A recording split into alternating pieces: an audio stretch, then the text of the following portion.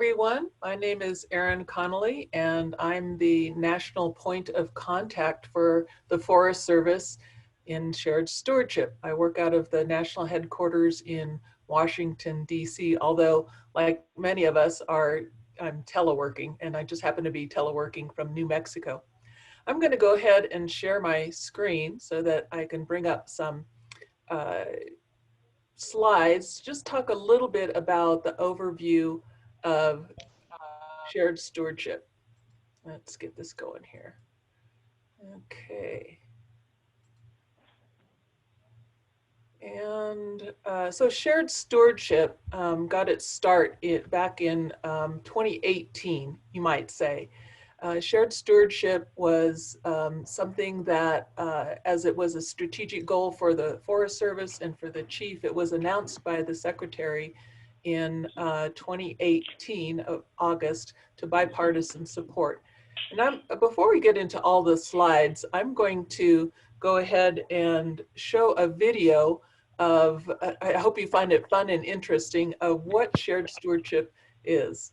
So if I could have Lisa, could you show the video? I'm going to stop sharing my screen for the moment. Let's see if I could figure out this. Okay. It seems like these days, every time you scroll through the news, there's a new threat to our forests somewhere in the country. You might be asking some tough questions, like, is this the new normal? How did we get here? And what can we do about it? For more than a century, the USDA Forest Service has actively managed a lot of public lands, around 193 million acres, and our motto is caring for the land and serving people. So we've been asking the same tough questions. And we're not the only land managers looking for answers. Other federal and state agencies, Native American tribes, and conservation groups manage and protect hundreds of millions of additional acres of land in the US. They want healthy forests just like we do, along with all of these guys. The stakes are high. Millions of Americans rely on these lands, from clean water and traditional ways of life to public utilities, family farms, and outdoor recreation. Countless industries depend on healthy forests. But we haven't made it easy on ourselves. After 100 years of putting out most wildfires, our forests are now overcrowded, full of insects and disease. And the truth is, our changing climate and growing population are rewriting the playbook for land managers. The answers are bigger than property lines, jurisdictions, and competing interests. Business as usual won't cut it. We all know that working together is the best way to accomplish something big. Here at the USDA Forest Service, we're determined to be the best partner we can be, so we've doubled down on how we collaborate. We call it shared stewardship. Shared stewardship pushes us to think differently across every branch of our organization that will help us create healthier, safer, more productive forests around the nation for everyone. Shared stewardship is anchored by 3 key principles. Number 1, big problems require big solutions. You can't use an umbrella to stop a tsunami. In the past, there's been great progress in taking care of small patches of land, but we need to work at much larger scales across entire landscapes to truly create healthy, resilient forests. Number 2, natural disasters like wildfire don't care about boundaries and don't stop at property lines. We need solutions that work across boundaries, regardless of who owns the land. Number 3, to successfully face these issues, we must work together and share the risk together. That's why we're working more closely than ever with states, tribes, and other landowners all across the country to prioritize the work we need to focus on first. At the end of the day, shared stewardship is going to help make the Forest Service a better partner in confronting the issues we are facing across the country, so we can all continue to enjoy and benefit from our amazing public and private lands, now and in the future. Learn more about shared stewardship by visiting our website.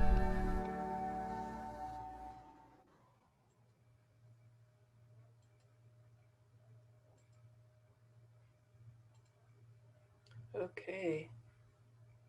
Let's get back to the, thanks. Hope you enjoyed that short little video, and I'll move on to sharing a little bit more about shared stewardship. And just one moment.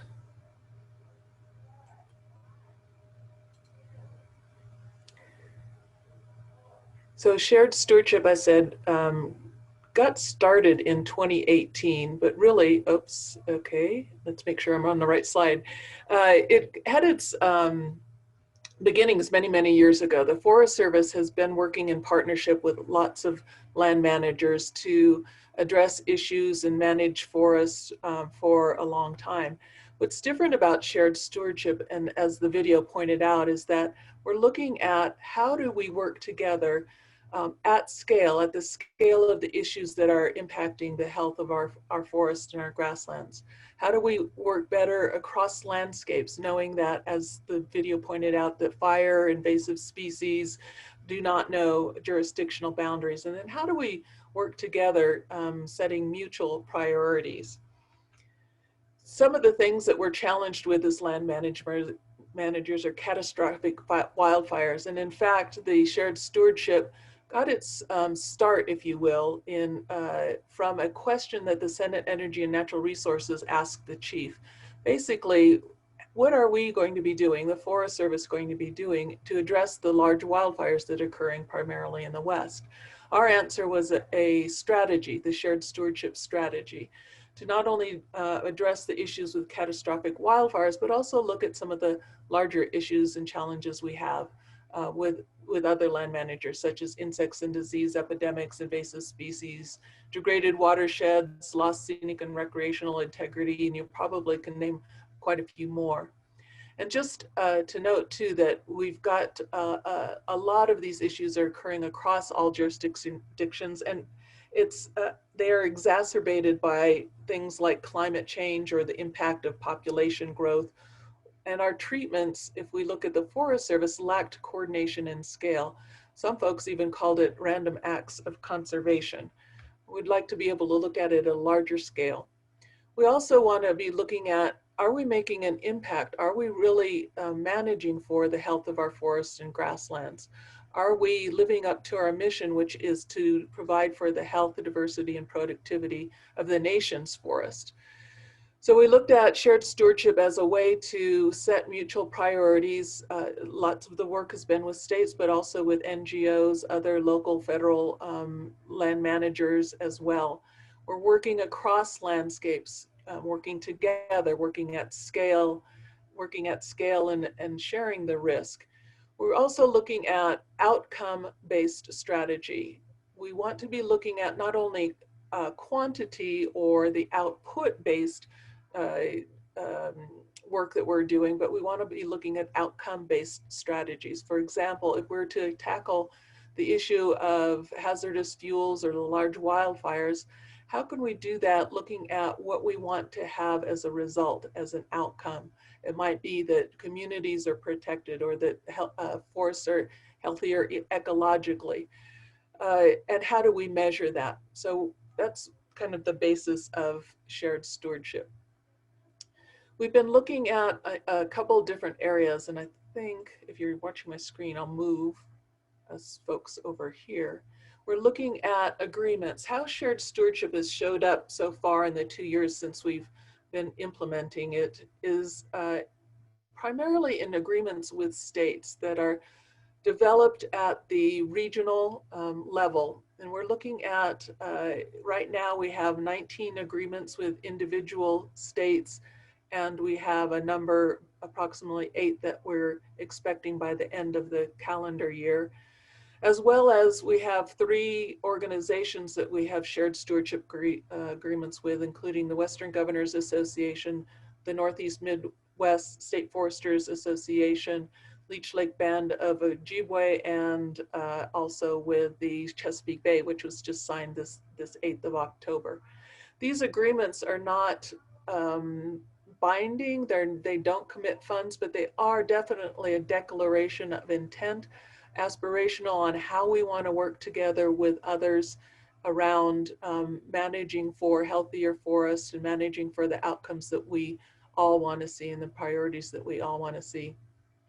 While I say that they're mainly with states, they have included, and I'm sure some of the folks that are going to be speaking today will be talking about other entities that are engaged in these agreements that include local and other federal organizations and agencies. So it's primarily shown up first as agreements. What are we committed to? What are we committed to together around forest health in each of the different areas? We're now looking also at implementation. Number of different states, and I know that Laura will speak to this, in Utah, have come together to look at what are the priorities for the state of Utah, the Forest Service, others that are engaged in the forest and grasslands of Utah. What are the priorities and how do we go about implementing this? As I mentioned, shared stewardship is not a separate authority. It's mainly a declaration. There are authorities that we in the Forest Service can use to support joint work, joint efforts on the ground, which include Good Neighbor Authority, 638 contracts with tribes, stewardship contracting, joint chiefs work, lots of different ways that we can use to implement projects on the ground to support our outcomes in shared stewardship. We're engaging at all levels and all scales. We at the national level are looking at what's important at the national level to be moving forward on shared stewardship. And we know that in the Forest Service at the district level and the forest level, and particularly at the regional level, we're working with states, tribes, NGOs, for-profits, and others about working together to address these issues and seize opportunities as well. And how can we, the Forest Service, be a better partner and a better neighbor? We're also looking at durability and shared stewardship. We know that administrations change, and probably a lot of you have experienced that personnel in Forest Service change, especially leadership, quite frequently. And how can we ensure that shared stewardship, working together across boundaries at scale, continues, and that we together support the health, productivity, and diversity of the nation's forest and grasslands? Around alignment, again, looking at aligning our internally and as well as externally. This is a cultural shift for the Forest Service. While we have been doing partnerships